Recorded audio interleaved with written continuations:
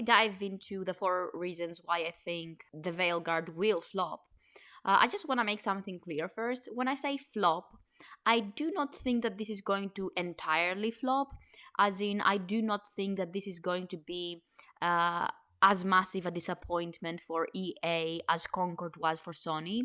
I do think that this will generate some profit thanks to nostalgia. But now, with the new changes to the story, and not only to the Veilguard, but to the Dragon Age franchise as a whole, I think that a lot of loyal fans will walk away and not buy the game, but I still believe that a great deal of people will still buy the game just for nostalgia's sake. So I do think that loyal fans will help them generate some semblance of a profit. So I think this will be moderately successful, but not entirely successful. Not only that, I do think that the Veilguard will get Game of the Year as well. I'll try and talk about this in a different video as to why I think this will happen. It's almost like they've already told us it's going to win Game of the Year. I just wanted to make that clear that when I say flop, I do not think that this is going to be as massive a disappointment as Concord was, for example. By the way, this list is in no way in order of importance because this is very subjective.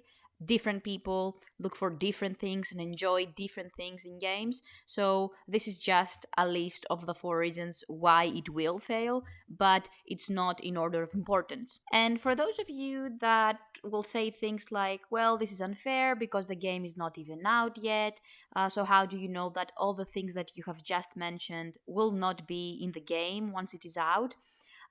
It's my answer is very simple. First of all, this is my personal opinion, and second of all, they have already told us what will or will not be included in the final game. They have shown us gameplay. They've talked about how everything works in articles and in videos. So I'm fairly sure that all the things that we should know, we already know. It's not like we're going to play the game and it's going to suddenly be a completely different game with different mechanics or a different design or a different story. So, in my opinion, this is pretty fair because this is my opinion, my personal opinion. And they have already talked about everything that I'm going to mention in this video. So, first of all, let's talk about the most jarring thing for me, which was the design. And it did not matter whether you were an old loyal fan of the games, whether you were a relatively new fan of the game, or just completely new to the game, you just happened to watch that reveal trailer that day. Everyone was complaining about how awful it looked and felt. It looks like a mobile game that is also a Disney movie, that is also Sims 4, that is also Concord and also Guardians of the Galaxy at the same time. It's just so weird. It definitely didn't feel like a Dragon Age game. If it wasn't for Varric and Harding and the name, obviously, I wouldn't have guessed this was a Dragon Age game. If it was just named the Veilguard and there like Varric and Harding weren't in those first few scenes, I wouldn't have guessed this was Dragon Age at all. And I know it's true that with its new installment after Dragon Age Origins, the design kept changing. But at least with its new installment, there was something reminding you that this was still Dragon Age. This was still, if not a dark fantasy like Dragon Age Origins was, then at least that it was a fantasy game.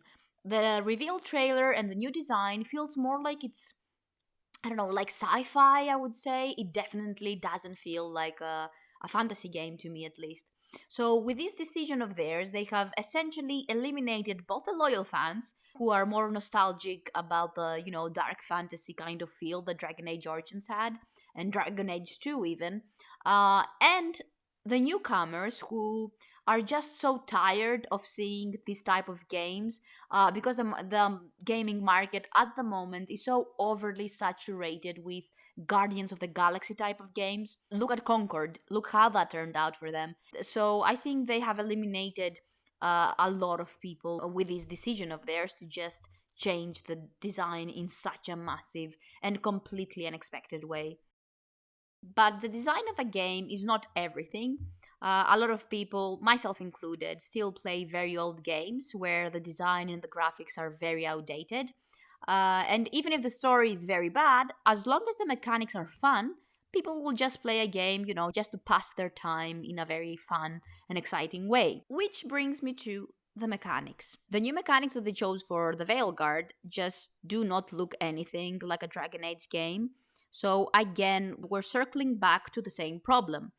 This does not feel or look like a Dragon Age game at all. To me, it feels like they wanted to copy God of War, but they wanted to try and not make it obvious. But they failed miserably because it's so obvious that this was their main source of inspiration. You heal by breaking vases. There are finishers that look very similar to the God of War finishers for big monsters. But the one mechanic, or rather the lack of a specific mechanic that really upset me, was the fact that we will no longer be able to control our companions. We will be able to give them commands like we did in Mass Effect, for example, but we will no longer be able to control them in the traditional way that we know of in a Dragon Age game.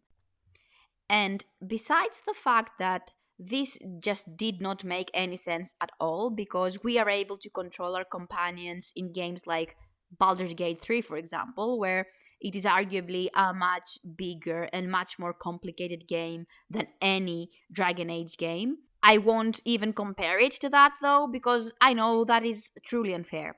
But we were able to control our companions in Dragon Age Inquisition, where it is arguably so cluttered and so full of so many pointless fetch quests and so many different fights that you have to do through when exploring the world.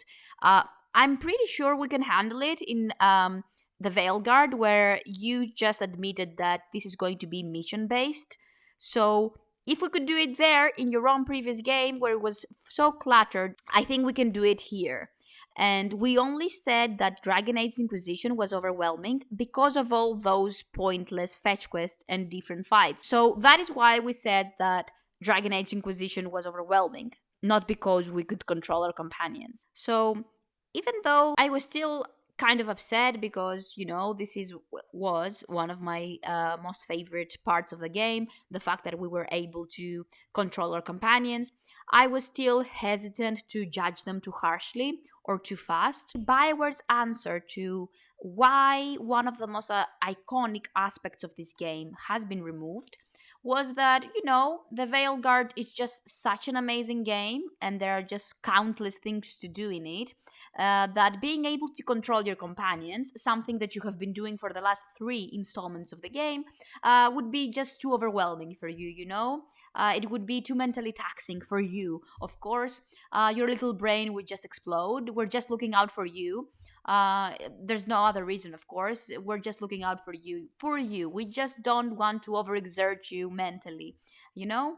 And that was exactly the point where I was no longer disappointed or even upset with the game, because I had noticed that this has become a pattern for BioWare, where every time someone so much as critiques the game, or God forbid, an old Dragon Age fan says something like, well, guys, this just doesn't feel or look like a Dragon Age game anymore, BioWare's response to that is to turn around and call us names, or try to gaslight us into believing that either A, the aspect that we are complaining about has always been part of the game, and for some reason we just noticed now, or B, they will try to gaslight us into believing that they removed one of the most amazing things that we like about the game for our own good. So it feels like we're in this toxic relationship with BioWare, where every time we bring up something that we are upset about, their response is to gaslight us into believing that we're making such a big deal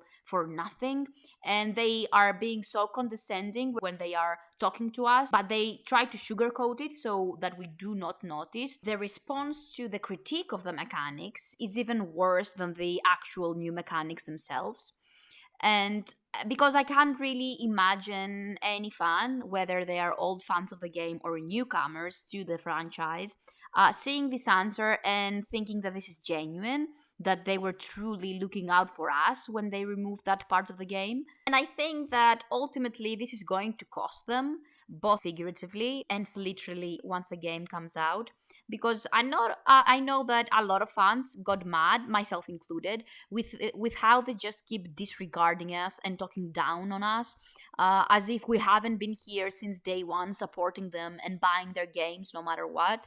So, you turn around and tell us if you don't like it, don't buy it, then we just do not buy it. And the funny thing is that once the game fails, they will turn around and blame us again. But enough about the mechanics. Let's move on to another very important reason why the Veilguard is destined to fail. The replayability of a single player RPG is very crucial to its success because, unlike, I don't know, an MMORPG, it will only have a set campaign, a story that has a beginning and an end.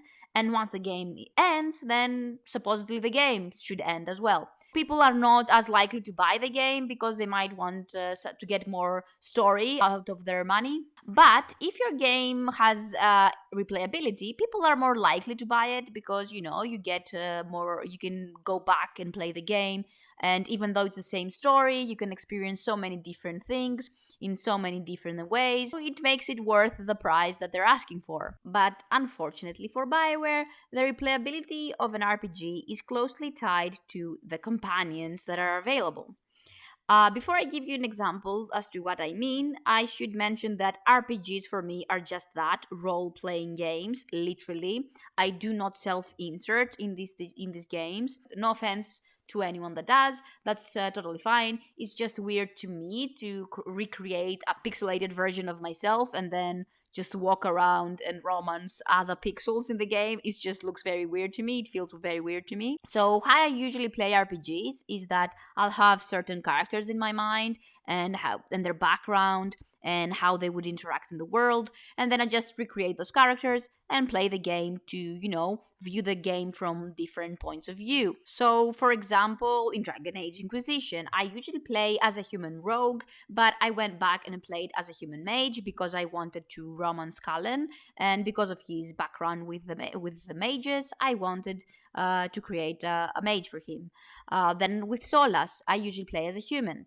I went back and played as an elf so I could experience his romance and see that part of the game. So essentially, the fact that there were certain, I would say, not even locks, but there were certain prerequisites that your character had to have in order to experience some part of the games was incredible. Even the sexualities of the companions, that they had set sexualities, felt amazing because it made them feel almost like real humans, where they would have a fixed set of values and a fixed sexuality. It made them more real in a way and not just characters in a game. So now with the new companions, everyone is pansexual. So that means that everyone is just attracted to anyone. So my question is, what is my incentive to go back and replay the game now? Because if everyone is attracted to anyone, what exactly is my incentive to go back and play as a different gender, a different class, a different race? Why would I do that if everyone is attracted to my character no matter what they look like, no matter the gender, no matter the class? Why would I go back? And not only that, I think they messed up when they decided that if you do not romance a companion, then that companion is going to romance another companion in the party. So, for example, if you romance someone in the party and you wanted to, I don't know, romance Harding, let's say, or Tash afterwards, they end up in a relationship. That's what Bioware says. So a lot of people will feel very weird about, I don't know, breaking them up, I guess, or like ruining that couple, or they might feel like that is the canon thing for those two to end up with each other.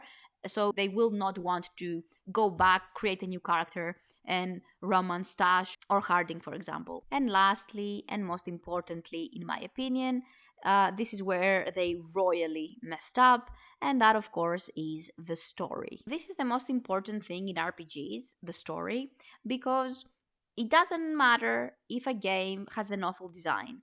It does not even matter if the mechanics are awful, or even if the replayability is not there and it's just a one and done kind of game. What matters, especially in RPGs, is the story. I'm sure that many of you have played a game where you did not enjoy any aspect of the game other than the story.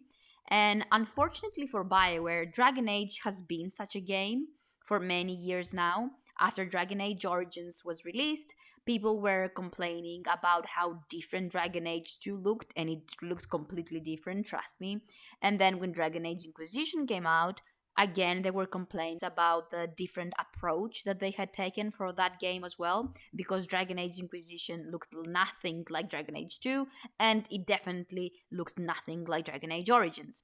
So with its new installment, the complaints were there about many different aspects of the game, but the one thing, the one saving grace that kept everyone coming back for more, was the story. But that is out of the window as well, because BioWare has already said that our choices will not matter anymore.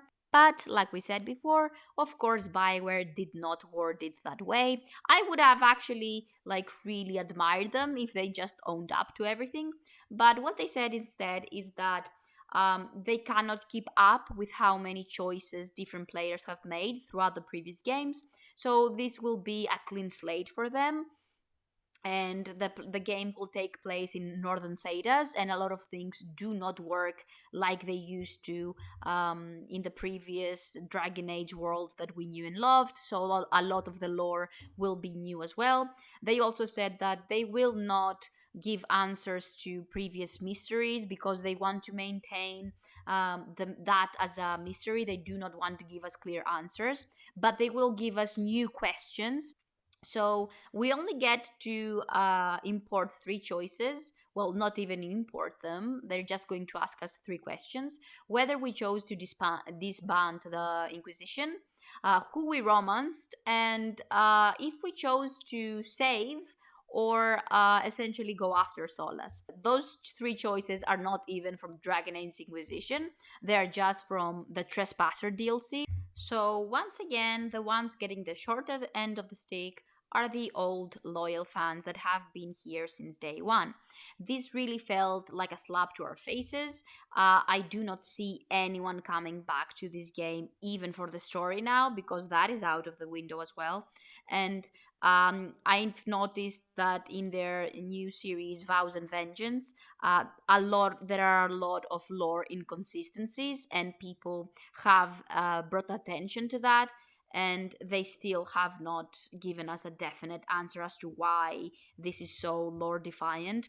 But they did say that Bioware hired some writers that had nothing to do with writing for the Dragon Age universe before. So I think they just skimmed over the lore and are just making some things up as they go along as well. In a way, I feel like Bioware is trying to get rid of us, the old fans, because we keep holding them accountable to something that they no longer want to be associated with. So what I mean by that is that a lot of people that worked for BioWare have either walked out of the studio or they have been fired. The creative team is a husk of its former self. A lot of new people have come in, and it feels like it's just some political activists that have managed to get into positions of power, and now they want to push their agenda and push whatever political message they want to. And I feel like the previous lore and Dragon Age franchise in general was just too inconvenient for them to do so. So now they're trying to get rid of us so we no longer complain, and they can do whatever they want with the game without anyone saying anything. And second of all, change the lore and the story so it can be more convenient for them to fit any narrative that they had in mind. In other words, they're telling us that same old thing that we keep hearing from studios nowadays: if you do not like it, just do not buy it. But the problem is that once we do not buy it and the game doesn't sell, they turn around and blame us again. They call us different names. And it's really annoying at this point, because it's not like we are silent. We keep saying that we want this and that from a game, but then the studios just do not listen to us. They do whatever they want, but then blame us for being too picky or being too very difficult to satisfy. So it's very annoying. But at the end of the day, it's going to come back and bite them and not us. And I'm saying not us because before I was very sad about seeing BioWare go. I wanted to see more Mass Effect and I wanted to see more Dragon Age. But seeing how far BioWare has fallen, it has come to a point where I'm okay with not seeing another Mass Effect game anymore or another Dragon Age game anymore. If this is what is to be expected from here on out, I do not want them to continue making any of my favorite games because they are my favorite games. They made my childhood. I do not want to see them get ruined or disrespected even in such a way. So these are the reasons why I think the Veilguard is just destined to fail. And I think it will generate some sort of profit for the company, but even moderate success will be overplayed here because they really desperately need this win. Otherwise, EA is just going to off them, just like they have in the past with many other studios.